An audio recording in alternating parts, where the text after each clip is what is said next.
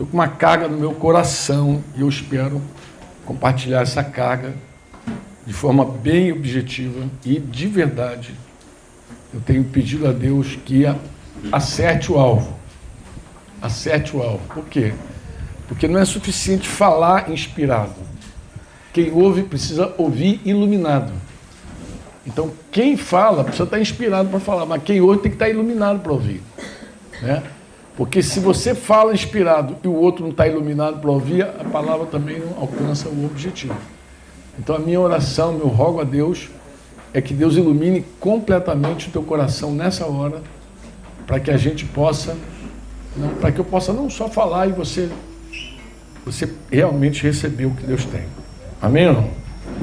Bem, ontem nós falamos sobre o maior sabotador, o único sabotador que a gente tem, na verdade, na nossa vida, que é aquele inimigo que está dentro do quartel.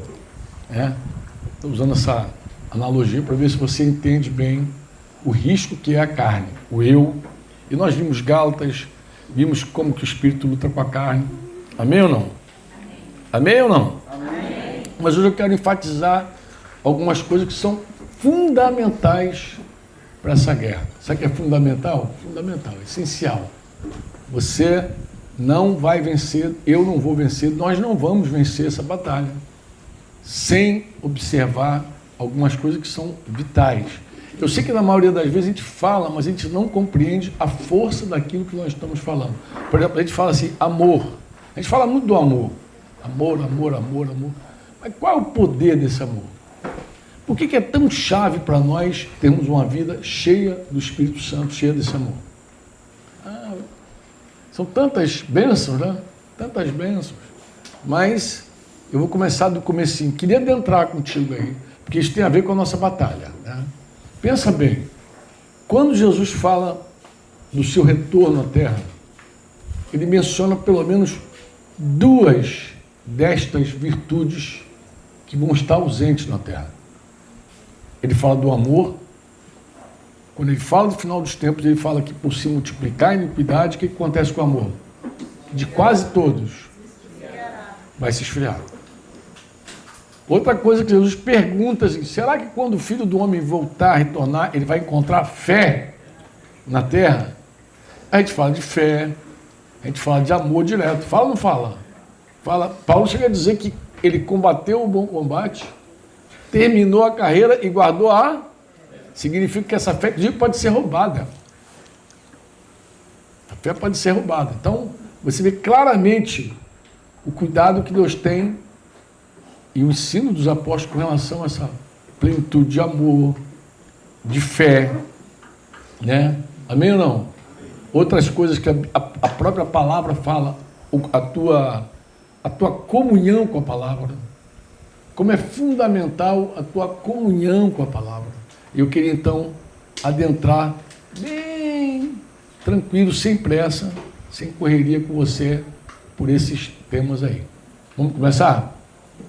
Faz de conta que a gente está em volta da mesa batendo papo. Então vamos lá.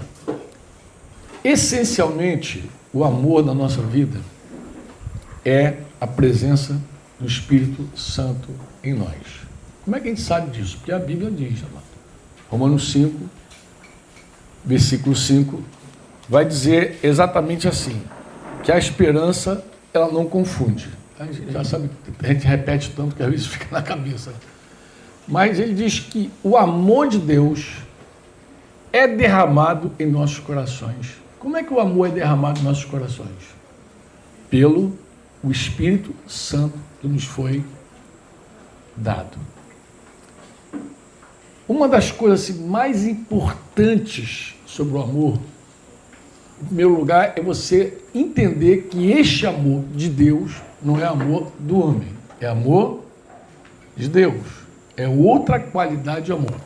Eu estou com uma blusa aqui, vou fazer merchan aqui, de um livro que eu escrevi há muito tempo para as meninas, para as moças. É um livro, o título é esse, Muro ou Porta. E a minha carga naqueles anos, olha que eu era um jovenzinho ainda, jovem mesmo, eu acho que eu não tinha 30 anos quando eu comecei a rabiscar esse livro. Né? Já tinha a minha filha pequena, tal, mas eu não tinha, acho que Daniel não tinha nascido ainda. E como é que nasceu essa carga? Eu fui para um encontro de jovens e eu vi, por exemplo, como as meninas, elas facilmente se entregavam a qualquer relacionamento. Qualquer amor. Qualquer amor satisfazia aquelas garotas. E eu já tinha começado a compreender o amor de Deus. Falei, cara, isso que essas meninas estão sendo atraídas e se entregando, não é o amor verdadeiro. É o amor humano. O que tem a ver com... Qual é o problema do amor humano, Franco? A gente conversava hoje mais cedo no café. Sempre pode variar, tem uns assuntos no café, né? O amor humano, irmãos, é um amor muito interessante. O mundo conhece esse amor e valoriza muito esse amor humano. Porque o amor humano, ele está presente na nossa vida desde que a gente nasce. Né? A gente tem aquela pessoa que nos apoia, que nos anima, aquela pessoa que não quer nos cativar de qualquer jeito, quer nos agradar quase que sempre, né? A conversa até era essa. Quando é que alguns pais, eles, às vezes, querem agradar sempre. Esse amor humano, ele é estranho, assim, como é que ele já nasce doentinho? Por quê? Vou explicar por que ele é tão doentio. Não só por causa da natureza caída, mas ele já é fraco, frágil, porque, em geral, esse amor é também marcado por um vácuo que nós temos, por uma rejeição que nós carregamos. Por quê? Porque, enquanto seres humanos, nós experimentamos este tipo de amor.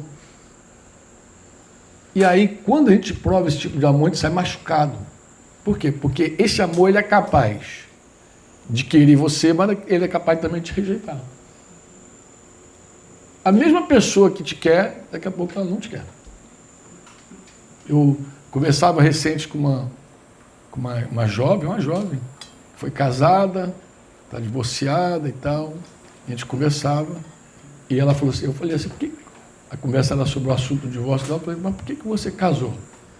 Ela começou a me contar, então, pastor, eu estava lá na minha denominação, um dia, eu sempre desejei ter uma família, sempre desejei construir uma família, e aí conheci um cara, porque inclusive eu acho que o cara já era divorciado.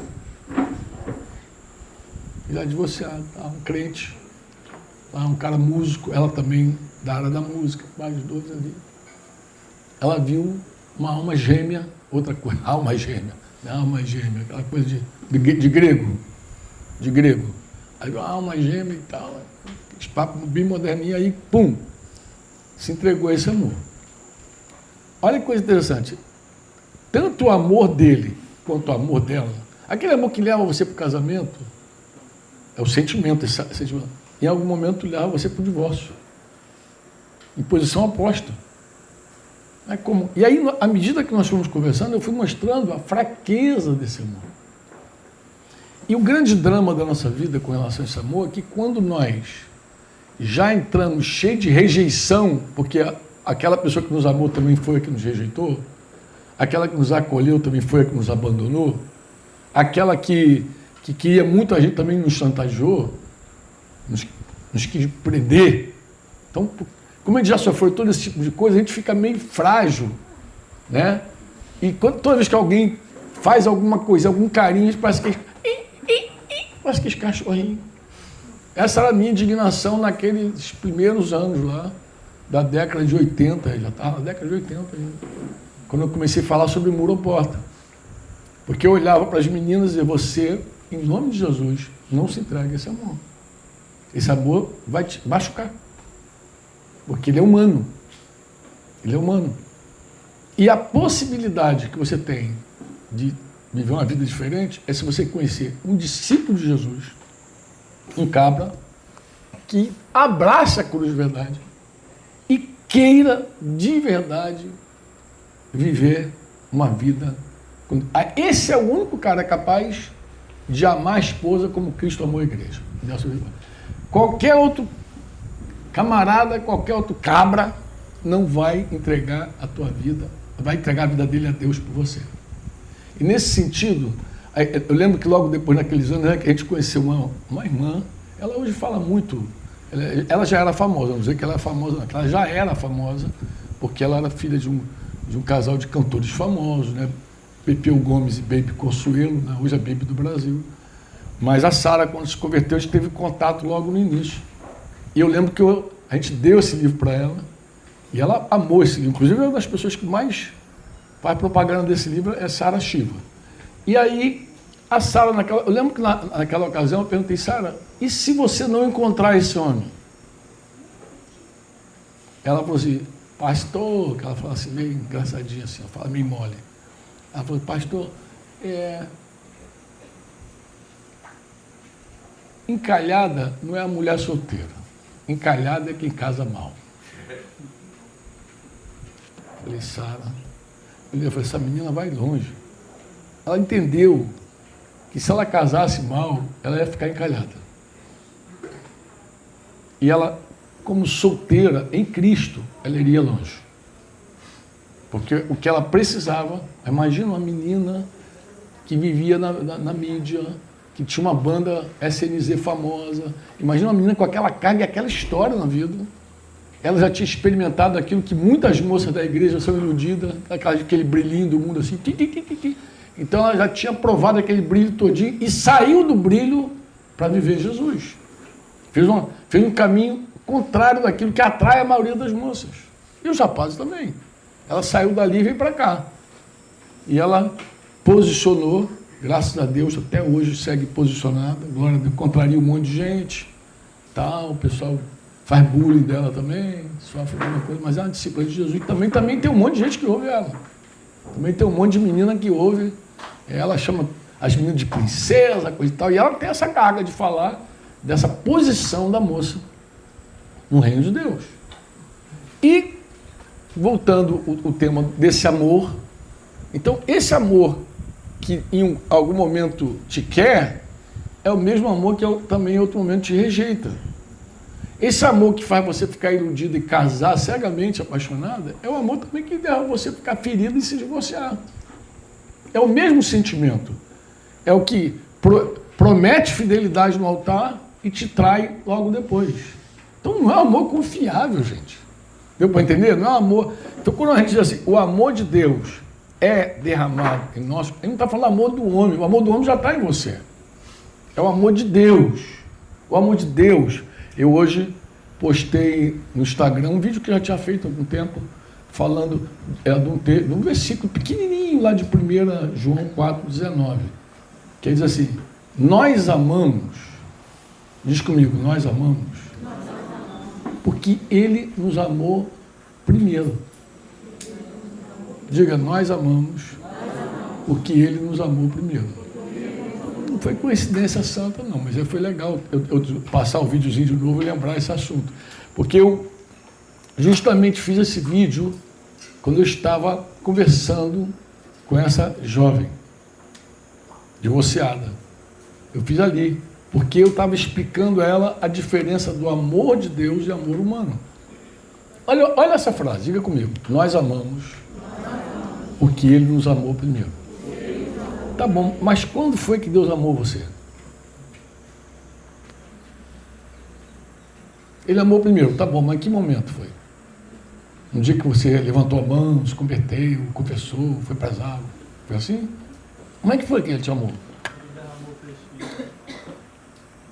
Não, quando Ele amou você, quando foi que Deus amou você? Não quando Ele derramou amor, não, quando Ele amou você. Amor. Há 2000 anos? Antes da fundação do mundo já amava, né? Ele amou. Mas deixa eu falar uma coisa. Ele amou aquele pretinho sem vergonha? Amou aquele cara? Desse jeito? Foi assim? Alguém tem dúvida disso? Deus amou você ainda pecador? É isso? Como é que Deus pode amar um pecador? Deus amou o mundo de tal maneira que Deus sofreu. Então Deus amou antes de dar. Antes de dar a Jesus, Ele já amava.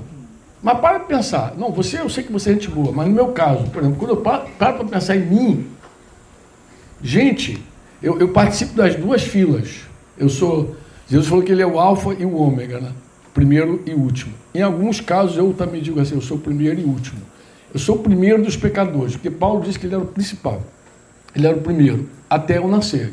Eu nasci em 5 de dezembro de 1960. Quando eu nasci, Paulo foi para segundo lugar, ou sei lá, para último lugar, porque eu já nasci, eu assumi a pole position. Eu sou o pior dos pecadores. Eu tenho clareza disso. Tem coisa da minha vida, tem história da minha vida que eu gostaria de pegar a página e colar assim, para nunca ninguém ler. Nunca ninguém saber. Sabe aquelas coisas assim que você diz, não é possível que eu fiz um negócio desse. Não é possível que eu fiz isso, mas fez. A desgraça. Você quer sumir, você quer apagar, você quer esquecer. Às vezes até tu lembra, cara, desse troço. Horrível. Eu sou o primeiro, mas também sou o último. Em que sentido? Sou o último dos santos. Paulo falou que ele era o menor dos santos. Eu também tenho essa consciência, que é de todos os santos, eu sou o menor. Então, como é que um cara com a vida igual a minha pode ser amado por Deus? Mas fui amado por Deus. Eu sei que ele me amou primeiro. Eu sei que foi assim. Agora tá bom. Se ele me amou quando eu era ainda pecador, por que quando eu piso na bola hoje, fico com a impressão de que ele não me ama tanto? Que ele vai dar uma estremecida no amor dele. Agora que eu dei essa vacilada, Deus não está olhando para mim como ele me amou no começo. Por que a gente faz essa projeção? Eu vou te falar por que a gente faz essa projeção. Porque esse é o amor humano querendo ocupar o amor de Deus. Nós temos a tendência de projetar em Deus o nosso amor. Então, assim, ó, nada que você faça, por favor, não se escandaliza comigo, eu estou falando a Bíblia, nada do que você faça vai estremecer o amor de Deus. Em Deus não há variação nenhuma. Sabe o que é nenhuma? Nenhuma. Ele ama você do jeito que já amava você. Ele já te amava antes. Antes de você conhecê-lo, ele já te amava. E fazendo tuas macaquices todas, comentando todos os teus pecados, Deus te amava igual. Eu falei, então por que eu fico assim meio... Não, uma coisa é você ficar triste pelo teu pecado, deve mesmo ficar triste pelo teu pecado, mas não a tristeza do mundo, porque a tristeza do mundo leva à morte. Mas a tristeza segundo Deus, que produz arrependimento, metanoia verdadeira. Então, o amor de Deus não trinca, não muda. Ele não é sensível como o nosso amor. Se você me cativa, eu te cativo. Se você fizer bem para mim, eu faço bem. Ó, vai ficar assim, até você pisar na bola comigo. Se tu pisar na bola, acabou, hein? Vou rodar a baiana, tá bom. Você roda a baiana se pisar na bola. Mas assim, esse amor humano é que dá esse troco. Amor humano é que reage à rejeição. O amor de Deus não reage. A rejeição. O amor de Deus, quando Jesus quis falar um pouco do amor dele, falou muito, né? Mas eu lembro de uma das histórias que ele usou, uma das parábolas que ele usou lá em Lucas, ele fala do pai de um filho que meteu o pé e foi embora. Um filho que pediu parte da herança dele. O pai nem tinha morrido ainda, o cara já queria a herança. Me dá a herança, tipo, pô, tu tá demorando para morrer, vovô? Dá aí, pô, a herança.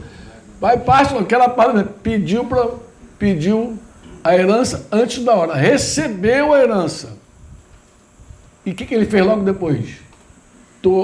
Gerou dinheiro e foi embora. Sumiu. E como é que ficou o pai? Esse menino está morto. Esse menino morreu para mim. Porque o amor humano é assim. Você vê que... E Jesus não está falando das coisas. Jesus usou 3 parábolas para falar de um amor que não muda em função das circunstâncias. O que aconteceu? Ele estava lá pregando para os pecadores, os religiosos criticaram. Nada, você rejeitou Deus, rejeitou o reino, blá, blá. Aquelas coisas que, nossa, humana. Esse amor nosso, humano, que traça aquela linha de nada. E o Senhor disse, bem, há mais alegria no coração do Pai por um pecador que se arrepende do que por 99 justos. Aí começou a falar da alegria do Pai. O assunto ali nem era amor, era alegria. E aí ele começou, ele contou 3 histórias para falar dessa alegria. Contou a história de um pastor que perdeu uma ovelha, foi atrás, insistentemente achou e se alegrou tanto pela ovelha, que deu uma festa. Contou a história de uma mulher que perdeu uma dracma, não era uma moeda, era parte de uma joia que ela tinha, que ela recebia no casamento, então ela perdeu uma parte daquela moeda que compunha aquele... E aí ela fez uma faxina, uma geral em casa por causa de um negocinho. Mas na hora que ela encontrou também foi uma alegria. Até as vizinhas souberam que ela estava alegre. E por fim, ele conta a história de um pai e um filho. Cara, ali na plateia de Jesus é possível que alguém tivesse perdido um animal que ele amava.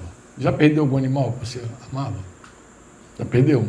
Eu perdi um quando eu era criança. Eu guardo isso na cabeça. Um vira-lata chamado Fiel.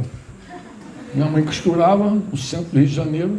Ele sempre acompanhava minha mãe até a entrada do trem e voltava. Ia longe, era longe o trem. Ele ia lá e voltava. Minha mãe se despedia dele, ele voltava. Só que um dia o vira-lata resolveu entrar no trem. Se empolgou, não sei se tinha gente, agitou ele e ele entrou dentro do trem. Entrou e aí minha mãe ficou desesperada. Não queria que ele descesse do trem, mas também como é que vai ter um vira-lata que é lá para o centro do Rio de Janeiro, dentro do trem? E ele resolveu descer em gente dentro. A estação vai muito longe. E minha mãe chegou em casa, não falou para ninguém, porque ela, quer dizer, não falou para nenhuma criança, né? Porque essas crianças iam berrar. A gente chorava até pelo pato que morria. Imagina pelo Fiel.